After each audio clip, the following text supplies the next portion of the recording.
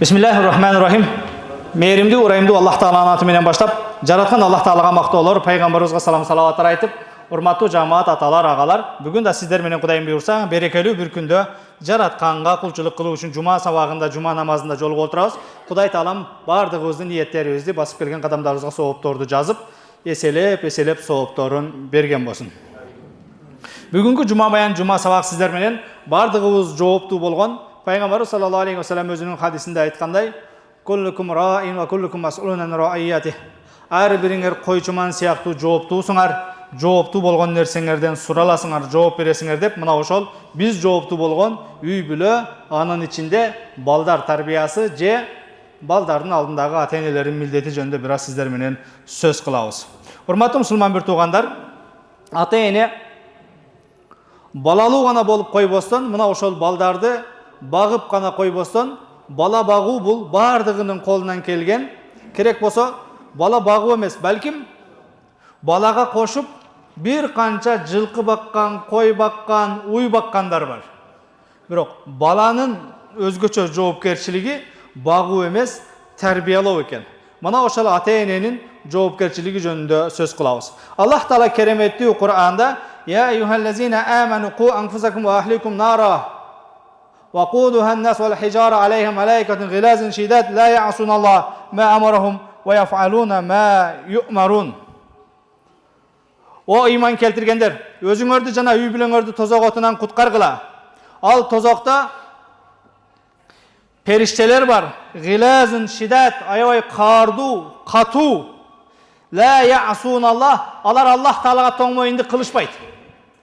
Ал периштелерге Аллах Таала кимди азапта деген болсо, кыйна деген болсо, ошол нерседе жаратканга тоң моюнду кылышпайт. Ва яфалуна ма юмарун, Аллах кайсыл буйрукту берген болсо, ошонун бардыгын кынтыксыз аткарышат дейт. Периштелер бар экен, ал периштелер Кудай Тааланын эмне тозогунда кызмат кылат экен. Ла ясун Аллах, алар Аллага эч бир буйругунда каршы чыгышпайт. Ва яфалуна ма юмарун, Кудай кайсыл буйруктарды берген болсо, ошол буйруктардын бардыгын кынтыксыз аткарат дейт, урматтуу мусулман бир туугандар. Демек, Аллах Таала бул аятта өзүңөрдү сактагыла дебестен, балким бала чакаңарды сактагыла дейт. Үй бүлөңөрдү сактагыла деп жатат. Демек, урматтуу мусулман бир туугандар, ата-эне үчүн бул чоң жоопкерчилик. Балдарга дин үйрөтүү, адеп үйрөтүү, адал арамды үйрөтүү, ошондой эле ушул нерселерге басым жасасак, ошол нерсе өзүбүздү дагы, балдарыбызды дагы тозоктон куткарууубузга себеп болот экен, өбөлгө болот экен. Ибн Умар радиаллаху таала анху риваят кылган хадисте Пайгамбарыбыз саллаллаху алейхи ва саллям: "Куллукум раин ва куллукум мас'улун ан раиятих." Ар бириңер койчуман сыяктуусуңар, койчуман сыяктуу мына ошол жооптуу болгон нерселериңерге жооп бересиңер. Ал имаму раин ва мас'улун ан раиятих. Имам дагы мына ошол өзүнүн кол астындагыларга, жетекчилер дагы өзүнүн кол астындагыларга жоопкер жана койчуман сыяктуу. Ва ражул раин фи ахли байтих. Эркек киши өзүнүн үйүндө жоопкер боло турган болсо, вал мар'ату раияту фи байти завжиха, күйөөсүнүн үйүндө, үйдүн ичиндеги балдардын тарбиясына, анча-мынча аялдарга тиешелүү болгон нерселерге аял киши жооптуу. Вал хадим раин фи мали саййидих. Кызматчы дагы кожоюндун кол астындагы нерселерге жооптуу. Бул бүгүн бизде кайсы бир фирмада иштейсизби, организацияда иштейсизби, өкмөттө иштейсизби, паспорт столдо иштейсизби, жана башка милицияда иштейсизби, СМБда иштейсизби, кайсыл жерде иштеп айлык алып бала чака багып аткан болсоңуз, ошол нерседе кожоюнга жооптуусуң, кыянат кылбастан жанагы бөлүнгөн убакыттарда так кызмат кылыш керек. Өзгөчө бала тарбиясы менен алектенген мугалимдер, садиктегилер, мектептегилер, университеттегилер мына ошол кол астындагы студенттердин, окуучулардын убактысына аяр мамиле жасаш керек. Ошол нерсенин бардыгын эмне жооптуу болуп калат. Алган айлык менен бала чака багам дегендер мына ошол бөлүнгөн убакытка эмне кылыш керек? Кайдыгер мамиле жасабаш керек. Ошонун катарында мен сыяктуу чыгып, ушунча элдин бардыгын алаксытып, жарым саат, 1 саат маселе айткан, сабак айткан имаммын деген красавчиктер дагы мына ошол жума баянга даярданып чыгып, ошол жерден ар эле жумада бир эле сөздү кайра жанакы эсерге абын эки айтат, тантыкка абын дагы айтат деп бир эле пленканы салып алып кайра чыга бербестен жоопкерчилик менен алып, ар жумада жаңы сабактар менен, жаңы темалар менен чыгыш керек. Коомду мына ошол жума баяндар, жума сабактар оңдош керек, өзгөртүш керек. Анткени алымдарыбыз айтат, ким бир мечитке жылбастан 5-6 жыл барса, бул бир университеттин базасындай маалыматтуу болуп калыш керек дейт.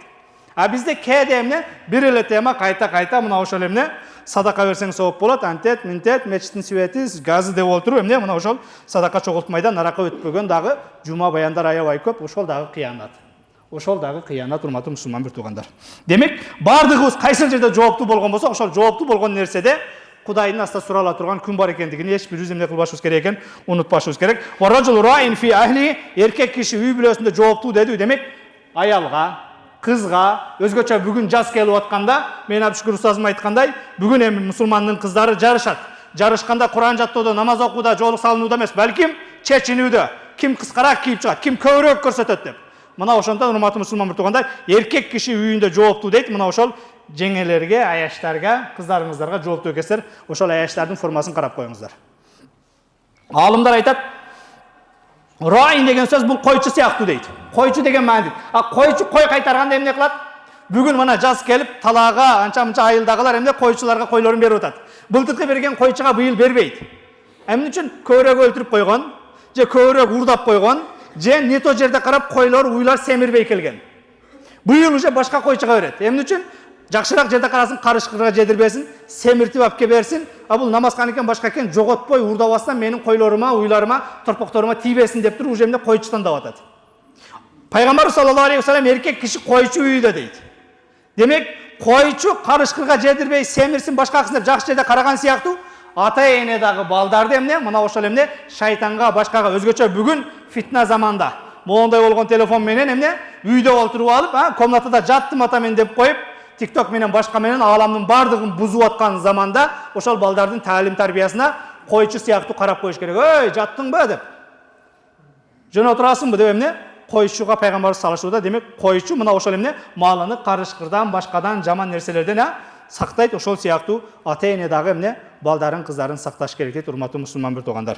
Ата баланын дүйнөсү үчүн эмес, балким акырети үчүн жооптуу болот дейт, урматтуу мусулман бир туугандар. Эми ата эненин балдардын алдында негизги милдеттерден бирөөсү бул мына ошол балдарга жакшы ат коюу. Балдарга ат койгондо дагы эмне жанакындай жакшыраак ат коюш керек. Анткени пайгамбар саллаллаху алейхи вассалам иннакум tud'auna yawmal qiyamati bi asma'ikum wa asma'i abaikum fa ahsinu asma'akum.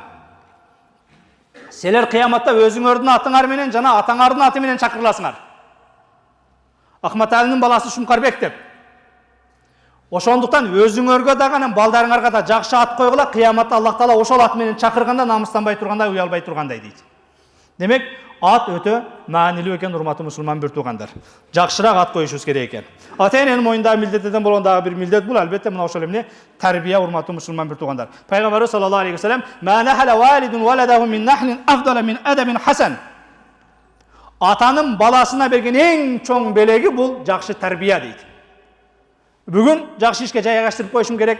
Пока мен иштеп турганда тезирээк диплом ала койсоң киргизип коюшум керек эди. Мына менин кадрларым иштен кеткиче сени сал көтөрмөлөп коюшум керек эди. Дагы бир деме. Нелерди гана пландайбыз? Ата эненин балага калтырган эң чоң мурасы, эң чоң белеги таалим тарбия дейт. Урматтуу мусулман бир туугандар, демек ошол нерсеге баардыгыбыз өзгөчө көңүл бурушубуз керек. Атанын дагы баланын алдындагы чоң милдетинен болгон чоң милдет бул албетте намаз, дин үйрөтүү. Пайгамбар саллаллаху алейхи вассалам муру ауладакум бис-сала ва хум абнау саб'и синин. Балдарыңарга намаз окуганды үйрөткүлө, алар 7 жашка келгенде. Вадрибухум алейха ва хум абнау 10. 10 жашка келгенде ургула эгер намаз окубаса дейт. Ургула деген бүгүн кээ бирөөлөргө окшоп көгөрткөн, урган башка кылган эмес, эмне? Мана ошол 7 жаштан баштап аракетиңарды кылсаңар, урганга жеткезбестен эле, бул 7 жаштагы бала жанакы эмне? Навайчынын колундагы камыр сыяктуу дейт. Зуала сыяктуу дейт. Аны кайсы формага өзгөртсөң да боло берет. Чоңураак патыр кылып тойго жапсаң да болот, борсок кылсаң да болот, мантык кылсаң да болот, ал камырды каалаган формага өзгөртүп берсең болот. А бала 10 жаштан өткөндөн кийин чоңоюп калгандан кийин уже переходный возрастка келип өзүң эптей албай калганда анан мага чалат. Да мына ушу битте бала бар, медресеге бир бала кылып өткөрүп койсоңуз. Максаты ал кары болуш эмес, Куран жатташ эмес, Эмне десең, ушу бала телефондон чыкпай койду, ушу айылдагы классташтарынан, досторунан ажыратыш керек болуп калды. Ушу чубак ажыдай болсун, Абшүкүр ажыдай болсун, элге кызмат кылсын эмес да максатчы. Эптеп жана өзү эптей албай калган, өзүнү тойгозгон, сигарет менен, башка менен, уурулук менен эптеп ушул үйдөн чыгарса эле бүттү да, көрбөсөм жанакы не болсун дегендейчи. Ушу менен алыс турса болду депчи. Ошого урматтуу мусулман бир туугандар, Пайгамбарыбыз саллаллаху алейхи вассалам 7 жашта намазга буйругула, окубай турган болсо 10 жашта бир аз тарбиялагыла дейт. Бирок алымдарыбыз айтат, 7 жашта намаз үйрө башка деп жетелеп келип намазга жетелебеген ата эне 10 жаштан өткөндө урганга акысы жок дейт. Демек, жаш бала бул жанакы мен айткандай быша элек камыр сыяктуу каалаган формага, жакшы жакка, жаман жакка өзгөрсөк болот экен. Тилекке каршы бүгүн ошол боштукча калып, анан бала көчөдө бирөө борсок кылып пиширип койсо, борсок болуп катып калып атат. Патыр кылып пиширип койсо, патыр болуп катып калып атат. Кимдир бирөө эмне жетишпей кароос кап келсе, ошол камыр боюнча брак болуп калып атат. Ошондуктан урматтуу мусулман бир туугандар, бардыгыбызда бала бар. Өзгөчө бүгүн жаштар арасындагы, балдар арасындагы жанакы кылмыштар адамдын үрөйүн учурат. Үшүн алат. Мына ошол нерселерди айтканда, бүгүн жаштар ушундай болуп атыр деп таң калабыз. Менин балам ошентип атыптыр деген ата эне жок. Бардыгы эле элдин балдары бузулду дейт. Балким ошо элдин балдарынын арасында сенин балаң бузулгандыр. Ошол нерсеге эмне кылышыбыз керек экен, урматтуу мусулман бир туугандар, өзгөчө көңүл бурушубуз керек. Ата эне моюнда милдеттерден болгон милдет балдарга ыйман, ислам тарбиясын берүү. Андан тышкары балдарга бере турган эң чоң тарбиядагы жоопкерчилик бул урматтуу мусулман бир туугандар, адал рызкы.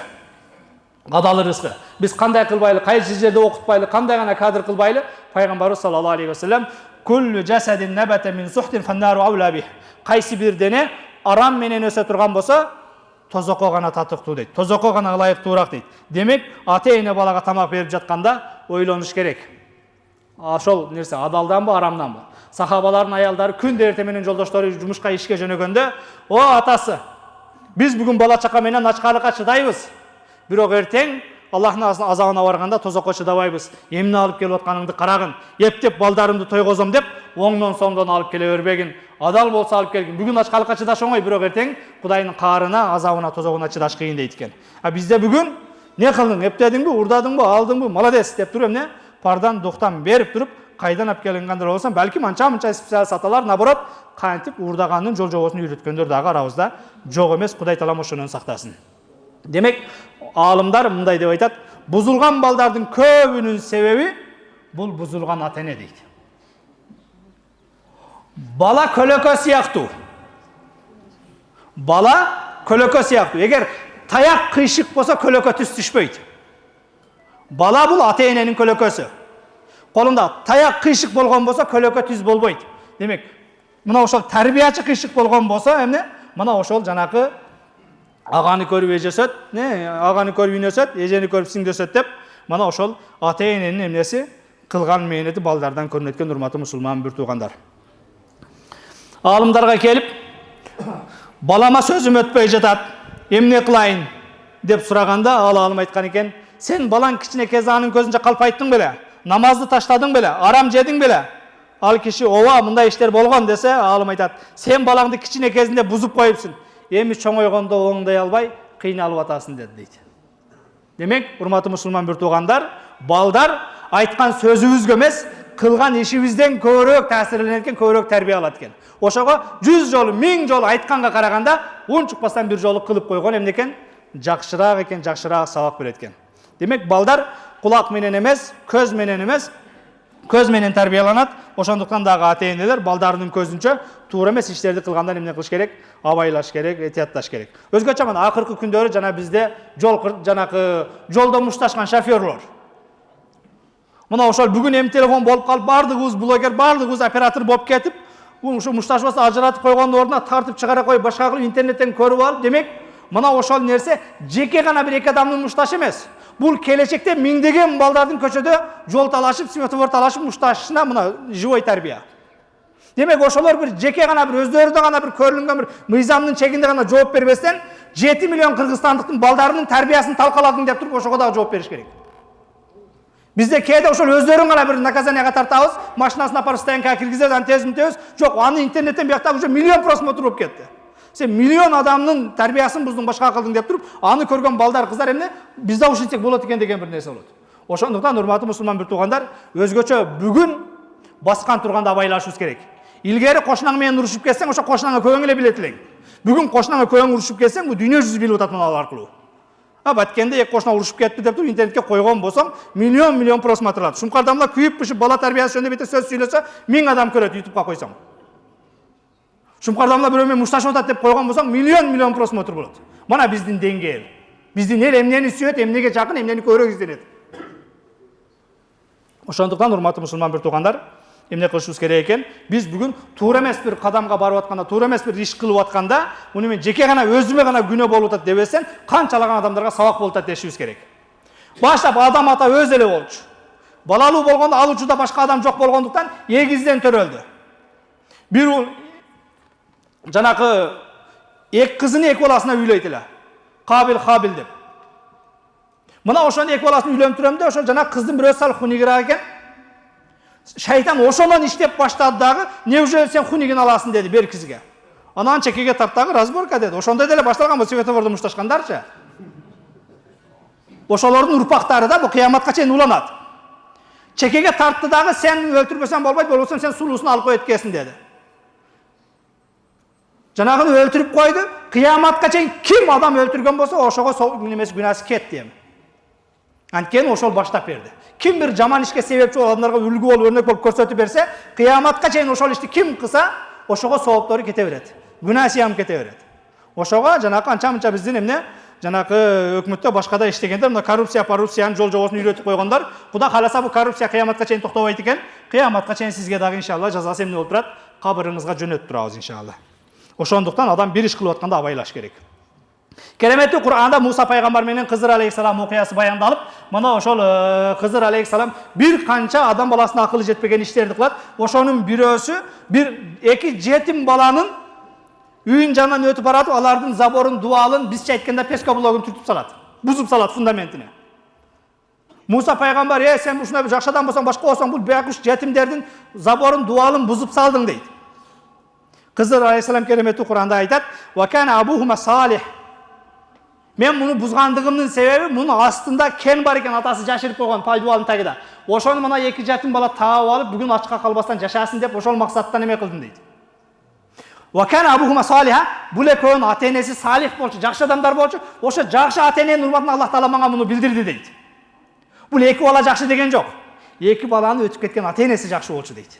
Демек, ата-эне жакшы болсо, бул балдарга өмүр бою рызкы азык болот экен, урматтуу мусулман бир туугандар. Абдулла ибн Мубарак деген табииндердин доорунда Абу Ханифанын замандаштарынан улуу аалым өткөн, өз доорунда бул дагы мына ошол эмне алдыга илимдүүнү дагы, такваны дагы салган эмес. Ахмад ибн Хамбал айтат: "Мен Абдулла ибн Мубарактай адамды көргөн эмесмин" дейт. Ушул Абдулла ибн Мубарак, Абдулла, атасы Мубарак. Ушу Мубарактын окуясы. Бул Мубарак бир казын, Марван деген шаарда казынын колунда иштейт экен. Казы күндөрдүн биринде буга келет дагы өзүнүн кол астындагы иштеген ишчисине: "Фаталаба мин гуламихи айнабан." "О, кызматчы, мага бир жүзүм алып келчи" дейт. Фаатаху би айнабин хамидин, алып келди да жанакы жүзүм аччыгыраак экен, ширин эмес экен. "О балам, бар дагы мага ити би айнабин хулвин, ширин пышкан жакшына жүзүм алып кел" деди. Кайрадан алып келди эле, кайра эле пышпаган аччык жүзүм. Балам, сен сөз түшүнбөйсүң, мен сага ширинин жакшысын, пышканын алып кел деп атам" деди. Кайра эле аччыгын алып келип коюпсуң деди. Мубарак: "Валакиннека амартани бил амали фил бустан ва лам та'мурни бил акли минху." Сен мени бул жерде жүзүмдөргө суу коюп карап иште деп буйругансың. Жүзүм же деп эмес. Жебеген адам мунун ширини менен аччыгын кантип билсин деди.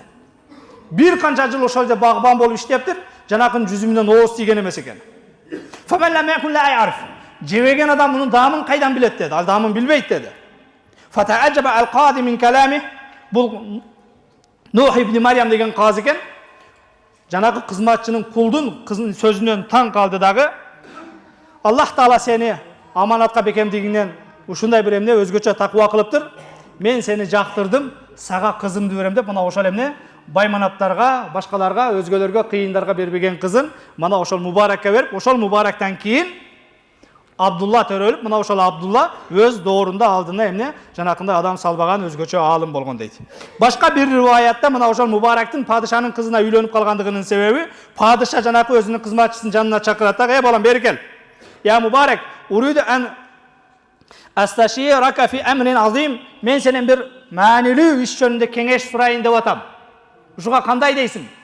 Мага бир кеңештен өтө мен мелгенде таква баш өзгөчө адамсың дейт. Айтыңыз о қожайыным, эмне қызмат? Эмнени кеңешейин дедиңизде, иннали бинтан вахидатан фатақаддама лага фулан ва фулан ва фулан мин асрияи ва лиман узаввижуха. Мен өзүң билесиң бир жалгыз кызым бар. Palanca geldi, Eşmet geldi, Pustançayeviç geldi, Vitsemer geldi, Mer geldi, Dağı Eşmet geldi, Taşmat geldi, General geldi demem ne? Bana oşa büt kıyındar juuç geldi, biriga da berbedim. Uşu kızımdı kimge juuçluk kızga köyge versem bolat dedi. Mübarek aytdı, ya seyyidi, innel yahud yuzavvicuha lil mal. Yahudiler baylığına karap kızın beret. Ve nasara yuzavvicuna lil cemal. Nasaraniler sululuğuna, krasavçıkligine karap durup erge veret. Wal arab yuzavvicuna lil hasab ve nasab. Araplar ata tegine, nasabına karap durup beret. Ata tegine karap durup. Wal muslimuna yuzavvicuna lit takva. Alemi biz musulmanlar takvalığına karap beremiz. Siz uşulardın kimisinensiz? Oşal özünüzdün cemaatınızga bere verin dedi. Yahudilerge okşogan bolsang baylığına karap ber. Nasaranilerge okşop konsoң sululuğuna karap ber. Araplarga okşosaң ata tegine karap ber. Musulmandardanmın dep esepteseң takvarak biröge ber dedi. Qazı Nuh Wallahi la şaya afdala min at-taqwa. Takvalıktan ötken hiç nerse yok. Allah'ın ortaya koyup kasam içip aytam. Wallahi ma vajadtu insanan atqa lillahi mink. Allah'ını ortaya koyup kasam içip aytam. Senin takvarak pendeni men bul dünyada körelek mi dedi. Özün kol astında işlegen Indiyadan kelgen kızmatçını. Men senden takvarak hiç kimdi körelekmin. Fakat ataqtuka liwajhillah wa zawwajtuka ibnati. Men seni bugün Kuday üçün azatlıkka çıkardım dağı. Seni kuyov ala kılıp alıp kızımdı verdim deydi. Fa subhanallah. Qarabaysızlar bu Kudaydın kudreti. Affal mubarek an rummanetin minal bustan. Oşonça jıl bağban bolsa da bir yüzünge, bir kurmaga, bir anarga tiybegen mubarek. Jönünce edile ошол ne janagında su garıp kızmatın kılıp karap jüre bergendiginin urmatına. Fal cezau min cinsil amel. Kim kaysın nersede takvalık kısa Allah Taala oşol nerse menen sıylaydı. Bu oşol baktan kurmanı jebe koydu. Allah Taala oşol kurmalardı anarlarga bunu kojoyun kılıp koydu. Kuyov ala kılıp alıp kızın da verdi, bağın da verdi. Emine biröөнүн akısı dep oşol baktan jebegендigi üçün. Kim kaysın nerseden saktansa, bu biröөнүн akısı dep durup. Bir korrupsiya kılış gerek bolup kaldı, urdaş gerek bolup, alış gerek bolup kaldı, aldaş gerek bolup kaldı. Oşol nersede bu biröөнүн akısı dep saktansa, Allah Taala oşol nerse arkılуу bereke berет дейт, урматтуу мусулман bir туугандар.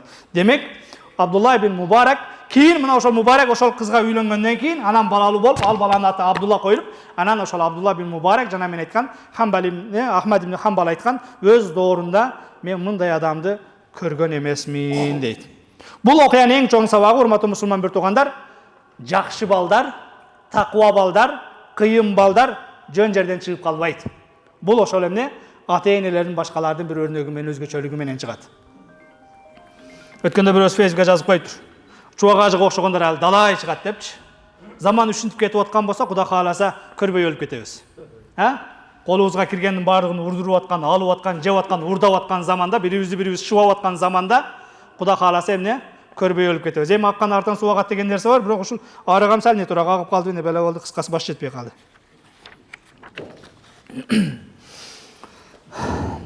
Sen balаңдын тарбиясын ал төрөлгөндөн кийин баштайм деп ойлоба.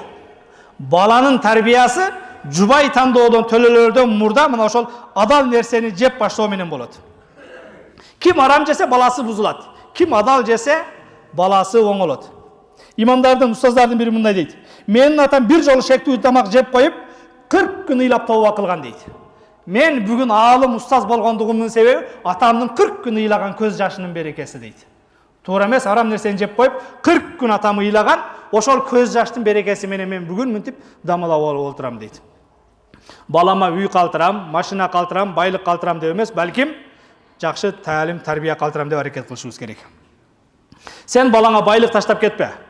Балаңа таквалык таштап кет, ошондо Аллах Таалага байлыкты өзү берет деп аалымдардын сөздөрүнөн. Ошондуктан ата-эненин баланын алдындагы эң чоң милдеттери бул адал рызкы, жакшы үлгү, таалим, тарбия, дуа жана жакшы чөйрөгө кошуу. Бул эмне экен?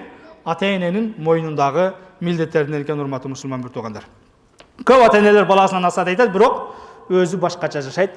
Бул туура эмес. Жана айтканыбыздай 100 жолу 1000 жолу айтканга караганда bir жол көрсөткөн жакшыраак. Намаз оку дей берсең, жетелеп алып намазга bir жол келип коюш керек. Же мен намаздан келдим деп bir жарыялап коюш керек. Мына ошол эмне атам окуп атыптыр, апам окуп атыптыр деп туруп, мына ошол нерседен эмне кылат экен? Балдар тарбияланат экен, урматтуу мусулман бир туугандар. Демек, ата-эненин салихтиги баланын келечегинин кепилдиги болот экен, урматтуу мусулман бир туугандар. Ата-эне баланы кийин багат деп көпчүлүк бизде туура эмес неме? Куда халаса бул мен чоңойсом багат, мени карайт, бул менин мураскорум деп багат. Балдарды кийин багат деп эмес, балким мени жаннатка жетелейт, жаннатка киришиме себеп болот деген бир мааниде эмне кылышыбыз керек экен? Тарбиялашыбыз керек экен. Рызкы Аллах Тааланын колунда. Биз баксак, бакпасак балдар ачка өлбөйт. Бирок тарбияга биз себепчи болушубуз керек. Тарбияга биз себепчи болушубуз керек. Канчалаган детдомдор бар, канчалаган каарылар үйү бар, балдар карабаса дагы мамлекет карап өлүп калган аксакалдар жок. Эмне? Мамлекет багып атат. Канчалаган бүгүн өзгөчө мына статистика боюнча 20 миң, 30 миң деп бул жанакында эмне? Катталган аборттор 15-16 жашка чейинки кыздардыкы.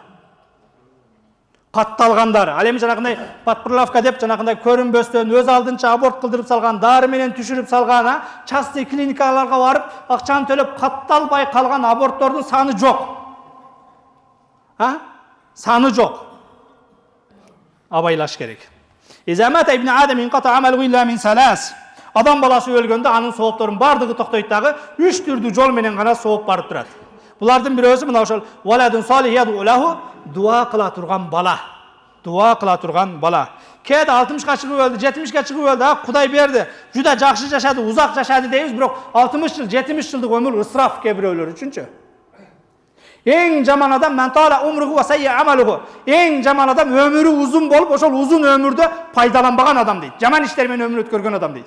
80ге кирип 90га кирип өлөт, өлгөн күнү балдары мурасталаш, башка муштаж, сен көм, мен көм, же төшөккө жатып калса сен кара, мен кара, келиндердин ортосунда не жанагыдай түрткү болгон аталар, апалар. Өмүр ысраф. Биз кээде ысрафкерчилик башка десе, маарекеде башкада жанагы мал сойгонду, башканы тойдо бир ашша неме кылганда айтабыз, дасторкон жайганды. Ысраф 70 жыл жашап, 60 жыл жашап, дуа кыла турган, өзүңнүн жаназаңды окуп кое турган, сага бир кепин пычала турган, дәрет алганды биле турган, баланы тарбиялабай өлүп кеткен болсоң 70ке кирип, ошол өмүр ысраф. Ысрафкерчилик дегенде бүгүн только жегенди ичкенди гана элестетип калдык. Ысрафкерчиликтин түрү көп, урматтуу мусулман бир туугандар. Hazreti Ali айтат: "Ла туқсиру вактыбыз бара? Бар экен. Ла туқсиру ауладакум ала адабикум, фа иннахум махлуқуна ли замани гайри заманикум." Башка бир риваята: "Ва ла турад ауладакум тарбиятакум, фа иннахум хулиқу ли замани гайри заманикум." Балдарыңарды өзүңөрдүн заман менен биздин доордан дайлы, биздин доордо мындайлы деп тарбиялабагыла. Алар силердин доордон башка доордо төрөлдү дейт. Сиздин бала кезиңизде чүкө ойноп, башка ойноп, ылай ойноп көчөдө жүргөн болсоңуз, бүгүн бешикте муну кармап жатат. Эгер чечпей койгон болсоң, 24 саат кармап жата бергенге мүмкүнчүлүк бар бүгүн. Демек, урматтуу мусулман бир туугандар, балдарыңарды биздин заманда эле, биздин заманда мындай эле деп эмес, балким заманына жараша тарбиялагыла дейт. Илгери атам келатат, аксакал келатат, чоң ата келатат деп көчөдөгү адам ошол эмне аксакалды, имамды көргөндө бардыгы тарбияланып калчу. Бүгүн ата-эненин көзүнчө чай ичкенче эле дасторкондо отуруп мунунун бузукулуктун түрүн кылып ататтар. Демек, бүгүн ар биринин колуна бирден карматып койдук. Өзү негизи бу телефон, интернеттин дагы өзүнүн адептери бар. Буга өзүнчө токтойбуз.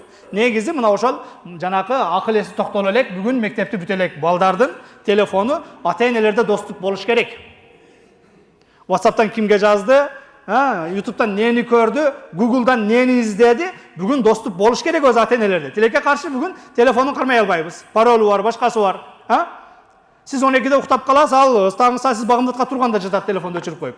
Taң atқыша бәләбәтәрін бәрін қылып koyup. Demek мына ошол эмне, кечки саат 11'den кейін, 10'dan кейін интернет қолдан албай турганда тып кнопканы басып койсоңуз, балаңыздын компьютері, телефону өчө тургандай болуш керек. Ата-энелердин мойнундагы жоопкерчилик. Бүгүн эмне үчүн жанагы үрөй учургана биздин түшүбүзгө кирбеген кырсыктар болуп атат. Бул 13 жашта тууп коет, 14 жашта тууп коет, не деген сөз? Мектепке баруу эле кесе тууп коюп атабы? Жок, ошол сени уктатып коюп, секин бияктан жазышып чыгып, бәләбәттердин бәрин кылгандан тууп атат. Десең түшүнбөйт да кээ бирлер. Демек, заман өзгөргөнүгө жараша эмне кылышыбыз керек экен? Балдарды өзгөчө мына ошол эмне тарбиялашыбыз керек. Балам, бул нерсе бүгүн бычак сыяктуу болуп калды. Муну менен адам өлтүрсөң дагы болот, акырын мага тамак пиширип берсең дагы болот. Бүгін бұл нәрсе менен эмне мына ошол экзамениңе даярдан, окууңа даярдан, башкаңа даярдан деп туруп мына ошол эмне кылышыбыз керек, айтышыбыз керек, дешибиз керек. Мына мен канчалаган маалыматтар менен чыгам, в основном ушул интернеттен алам. Бүгүн интернет жакшы болуп калды. Шарт жаза коесун чыгарат. Илгеркидей барактап имам Бухариге окшоп 6 айлык жол жүрмөй жок. Эшметтен сурайм, Ташметтен сурайм деп. Шарт бияка же Googleга же ChatGPTге жазасын, шарт чыгарып берет. Даярдап чыгып эте маселени айтып атат. Демек муну жакшы жака колдонсак дагы болот, ошол эле учурда жаман жака колдонсок дагы болот, урматтуу мусулман бир туугандар. Эң акыркысы, могу жерде дагы бир эми каракасың азанды кыскараак айтасың, мен 2-3 сөздү айтып алайын, а. Демек, бала эне бул ата-энеге, балдар ата-энеге берилген аманат, анын таза жүрөгү баалуу асыл таш сыяктуу, ал эч нерсе жазылы элек, таза барак сыңары. Эмне жазсаң ошол жазылып калат балдардын жүрөгүнө. Имам Газали мына ушул сөз айтат. Лайсал ятим ман мада абуhu иннал ятима ятимул илм вал адаб. Чыныгы жетим бул ата-энеси өлгөн жетим эмес, илимден, таалим, тарбиядан кур калган жетим дейт. Ата-энеси өлгөн жетим эмес, таалим, тарбиясыз, ошол эмне, илимден, таалим, тарбиядан жетим калган жетим дейт. Кудай сактасын. Бүгүн ушундай. Бүгүн жанакы биздин мурдакы экс-депутат мурда да бир айтып эдим. Мирлан Самый кожа айткандай, шаарлыктардын бала караганы, айылдыктардын мал караганы менен бирдей болуп калды. Эрте менен садикка апарып таштайт, кеч курунап келет, келгенден кийин колуна телефонду карматып коет, алаксыйт. Айылда бизде малды деле ошентет. Эрте менен кезүүгө айдайт, кеч келгенде шарт торпогун салып сүтүн саап алат дагы байлап коет, эрте менен кайра кезүүгө айдап берет, ал уй менен сүйлөшкөн, сырдашкан эч ким жок. Бүгүн балдар менен дагы сүйлөшкөн, сырдашкан эч ким жок. Эптеп садикке ташайсың, садиктен алып, кээде жетишпей калсаң таксини алып кеп таша дейсиң, үйгө келгенден кийин телефон турат, алып чукуй бер дейсиң. Мен ананыраак барам, кассада жүрөм, башкада жүрөм, отурушта жүрөм, кафеде жүрөм, ресторанда жүрөм деп. Ал байкуш эмне акырын такси алып кеп койсо, кирип телефонду чукуп, саар менен дагы жанакы бизде баткенде новот деп коет. Кезүүгө кеткенде кайра дагы кетет. Кудай сактасын. Аслих нафса юслихаллаху лака валадак. Өзүңдү оңдогун, ошондо Аллах Таала сенин балдарыңды оңдойт. Иннака ин алламта валадакал Кур'ан сагиран qadahul Qur'anu kabiran. Эгер сен жаштыгында балдарыңа Кур'анды үйрөткөн болсоң, карыганда Кур'ан балаңа өзү жетелөөчү болот, багыттоочу болот дейт. Жараткан Аллах Таала бардыгыбызга мына ошол балдарга туура тарбия бергенди насип кылсын. Бала тарбиясы бул урматтуу мусулман бир туугандар аманат. Бардыгыбыз эртең жооп беребиз. Субхана роббика роббил иzzati amma yasifun ва саламун алал мурсалин алхамдулиллахи роббил аламин. Жараткан Аллах Таала бардыгыбызды ушул жооптуу болгон катыныбызга, кыздарыбыздын кийимине, балдарыбыздын тарбиясына татыктуу ата болгонду насип кылсын. Амин. Аллаху акбар. Кыскараак айт.